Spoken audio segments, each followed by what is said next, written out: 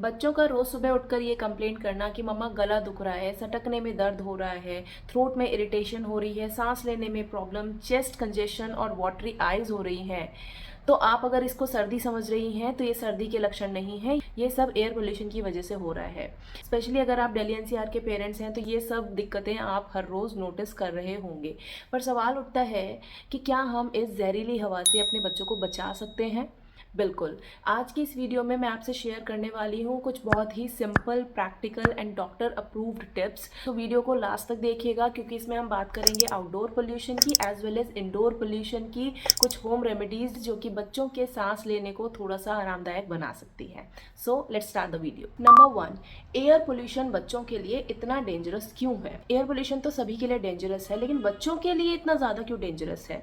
तो इसमें हमें ये समझने की ज़रूरत है कि बच्चों के जो लंग्स होते हैं वो अभी डेवलपिंग स्टेज पर होते हैं, डेवलप हो रहे होते हैं, और जो उनका ब्रीदिंग रेट होता है वो भी अडल्ट से ज़्यादा होता है। इसका मतलब बच्चे जो भी पोल्यूटेड एयर इनहेल कर रहे हैं वो डबल स्पीड से हवा उनके लंग्स में जा रही है। इसीलिए बच्चों में कोल्ड, कफ, एलर्जीज, वीजिंग, ये सब सिम्टम्स सबसे पहले देखने को मिलते हैं। नंबर 2, कौन सा मास्क बच्चों के लिए बेस्ट है? हर कोई आपको बोलेगा कि अरे इतना पोल्यूशन हो रहा है, बच्चों को मास्क लगाओ, लेकिन बहुत सारे लोगों को नहीं पता है कि बच्चों के लिए कौन सा मास्क सूटेबल होता है। तो मार्केट में आपको बहुत तरीके के मास्क मिलेंगे। पोल्यूशन के केस में क्लॉथ मास्क और surgical mask is a big no. N95 mask is recommended by all the doctors for age group of 4+, और ये बहुत लाइट होते हैं, ब्रीदेबल होते हैं, 95% तक ये टॉक्सिक पार्टिकल्स को फिल्टर कर सकते हैं। उसके बाद आता है N99 मास्क। जिन दिनों पर स्पेशली AQI बहुत ज़्यादा हाई है, 400+ तक AQI जा रहा है, या बहुत स्मॉगी डे है, वहाँ पर आप प्रेफर करें N99 मास्क। बट येस, ये थोड़ा सा हैवी होता है ब्रीदिंग के लिए, तो इसको स्पोर्ट्स के टाइम पर या फिर और किसी फिजिकल एक्टिविटी के टाइम पर अवॉइड करना चाहिए। मास्क परचेज करते टाइम एक टिप ये आपको ज़रूर ध्यान रखना है कि आप जो भी मास्क बच्चे के लिए ले रहे हैं वो प्रॉपर फिट का होना चाहिए। आपने चाहे N95 मास्क लिया हो या N99 मास्क लिया हो, अगर वो प्रॉपर फिट का नहीं है कि चिन पे से थोड़ा सा लूज़ है या यहाँ नोज़ के पास से लूज़ है, कहीं से भी हवा उसमें अगर अंदर जा रही है, तो that will be of no use. तो आपको फिट का ज़रूर ध्यान रखना है। तो जब बात हो रही होती है आउटडोर पोल्यूशन की, तो हमें लगता है कि अपने बच्चों को हम घर के अंदर बैठा दें, सारे खिड़की दरवाजे बंद कर दें, तो हमारे बच्चे एक अच्छी प्योर हवा ले रहे होंगे घर के अंदर। But the fact is indoor pollution is 5 times higher than the outdoor pollution. क्योंकि बाहर की हवा तो फिर भी सर्कुलेट हो जाती है, घर की हवा सर्कुलेट नहीं हो रही होती है। प्लस हमारे घर में ऑलरेडी ऐसे एग्जिस्टिंग चीज़ें होती हैं जो कि इंडोर पोल्यूशन क्रिएट कर रही होती हैं। मैं बात कर रही हूँ VOCs की, वॉलेटाइल ऑर्गेनिक कंपाउंड्स, जिसमें कि सिर्फ एक गैस नहीं होती है बल्कि ग्रुप ऑफ गैसेज होती हैं जो कि अलग अलग चीज़ों से रिलीज होती ही रहती हैं कंटिन्यूसली। जिसमें एक बहुत कॉमन गैस होती है फॉर्मेल्डिहाइड, जो कि पेंट्स की जो स्मेल होती है, न्यू फर्नीचर में से जो स्मेल आती है, प्लास्टिक टॉयज में से कंटिन्यूसली रिलीज हो रहा होता है। ये सब हम चीज़ें नोटिस ही नहीं करते हैं जब तक कि ये एक हाई लेवल पे नहीं आ जाता है। प्लस जो हम ये room fresheners, air fresheners, scented candles use करते हैं, मस्किटो रेपेलेंट्स यूज़ करते हैं, इन सब में से कुछ ना कुछ रिलीज हो रहा है जो कि इंडोर एयर पोल्यूशन को बढ़ा रहा है। तो इंडोर एयर पोल्यूशन से बच्चों को कैसे बचा सकते हैं? सबसे पहला तरीका है घर में एक अच्छा एयर प्यूरीफायर यूज़ करना।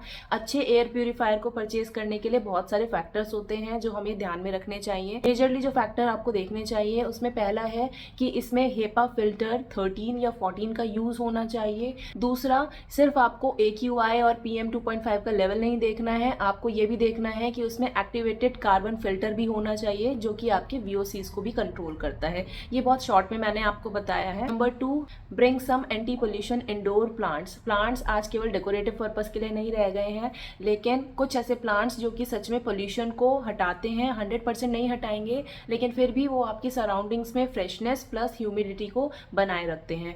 3 इसमें प्लांट्स आते हैं indoor. Number 1 is areca palm, number 2 is peace lily and third 1 is snake plant. इनको बेडरूम में रखने की जरूरत नहीं है, आप इनको लिविंग रूम में भी रख सकते हैं। नंबर 4, किस टाइम टाइम में बच्चों को बाहर जाना अवॉइड करना चाहिए। ये एक बहुत इंपॉर्टेंट पॉइंट है। सो अर्ली मॉर्निंग का जो 5 AM to 9 AM या फिर 10 AM वाला टाइम होता है, उसमें जो पॉल्यूटेंट्स होते हैं बहुत ज़्यादा कॉन्सेंट्रेटेड होते हैं। तो इस टाइम में बच्चों को बाहर लेकर नहीं जाना है, और लेकर जा रहे हैं तो मास्क ज़रूर पहनाना है।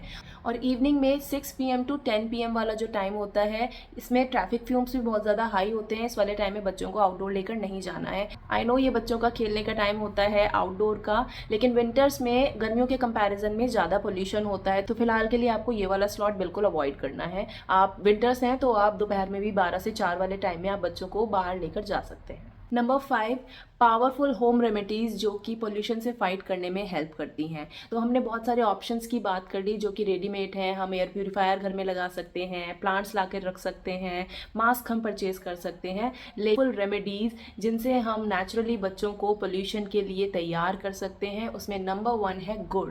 यस, गुड़ एक नेचुरल डिटॉक्सिफायर होता है जो कि लंग्स में जमे हुए पॉल्यूटेंट्स को भी क्लीन करने में हेल्प करता है। 3 साल से ऊपर के बच्चे को आप 1 से 2 पीस गुड़ के रोजाना जरूर खिलाइए।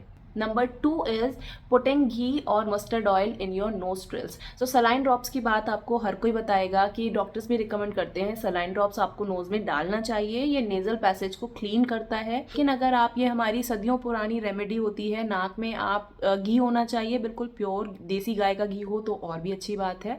अदरवाइज सरसों का तेल आपको पूरी ड्रॉप भी नहीं लेनी है, आप बच्चे को ऐसे फिंगर में लेकर उसके नोस्ट्रिल में लगा सकते हैं। इससे हमारी नोज ऑलरेडी मॉइस्चराइज रहती है और डायरेक्टली किसी भी पॉल्यूटेंट को एंटर करने से रोकती है। Number 3, honey plus warm water. ये नॉर्मल थ्रोट इरिटेशन में भी काम करता है, because honey works as a natural moisturiser for your throat. तो बच्चे को सुबह सुबह, चाहे बच्चे सोकर उठता है या शाम को सोकर उठता है, आप बच्चे को थोड़ा सा गुनगुने पानी में 1 चम्मच शहद डालकर, अगर बच्चे की एज 1 साल से ऊपर है तो ये आप बच्चे को सुबह दीजिए या फिर शाम को दीजिए। इससे बच्चे के थ्रोट में अगर थोड़ी बहुत इरिटेशन हुई भी है वो क्लियर हो जाएगी।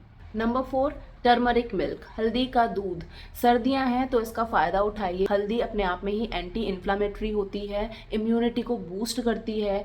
तो इससे पहले कि बच्चे बीमार पड़ें और उसके बाद हम होम रेमेडीज स्टार्ट करें, आप हल्दी का दूध तो बीच बीच में वैसे भी बच्चे को बनाकर दे सकते हैं। इससे बच्चे की इम्यूनिटी बूस्टअप होगी। और अगर थ्रोट में कोई इरिटेशन होगा या नेजल कंजेशन में भी हल्दी बहुत ज़्यादा फ़ायदा करती है। तो आप सर्दियों में इसको वीक में 1 बार ज़रूर बच्चे को बनाकर दे सकते हैं। नंबर 6, डेली की कुछ ऐसी हैबिट्स जो कि पोल्यूशन एक्सपोजर को कम करती हैं। जैसे कि प्रेफर करिए घर में आप wet dusting rather than dry dusting. Dry dusting में बहुत ज़्यादा डस्ट उड़ती है और वेट डस्टिंग में जो पॉल्यूटेंट्स होते हैं वो चिपक जाते हैं। बच्चों की बेसिक हाइजीन का खास तौर पर ध्यान रखिए। बच्चों के फेस, हैंड्स, नोज ये रेगुलरली क्लीन करवाते रहिएगा। एंड लास्ट, नमक के पानी के गरारे, gargles with salty water. Yes, अगर बच्चा स्पेशली कहीं बाहर से आया है, स्कूल से वापस आया है या फिर सोने से पहले बेड टाइम पर, आप बच्चे को थोड़े गुनगुने पानी में नमक डालकर गरारे ज़रूर कराइए। पेरेंट्स, पोल्यूशन को तो हम कंट्रोल नहीं कर सकते हैं, कोशिश कर सकते हैं, लेकिन अपने बच्चों की प्रोटेक्शन को हम ज़रूर कंट्रोल कर सकते हैं। आपके ये छोटे छोटे से स्टेप्स, जैसे कि राइट मास्क यूज़ करना, right outdoor timings, air purifier और ये कुछ होम रेमेडीज़, आपके बच्चों की लंग्स का प्रोटेक्शन सिर्फ आज ही नहीं, उनके फ्यूचर को भी प्रोटेक्ट करेंगी। आई होप मेरी ये वीडियो आप लोगों को बेनिफिशियल लगी होगी। इफ़ येस, तो इसको और भी पेरेंट्स के साथ में शेयर करिए, लाइक करिए वीडियो को, हाइप करिए वीडियो को। और अगर आप नए हैं मेरे चैनल पर तो सब्सक्राइब करिए मेरे चैनल को for getting more such videos. See you in another video. Till then take care, bye bye.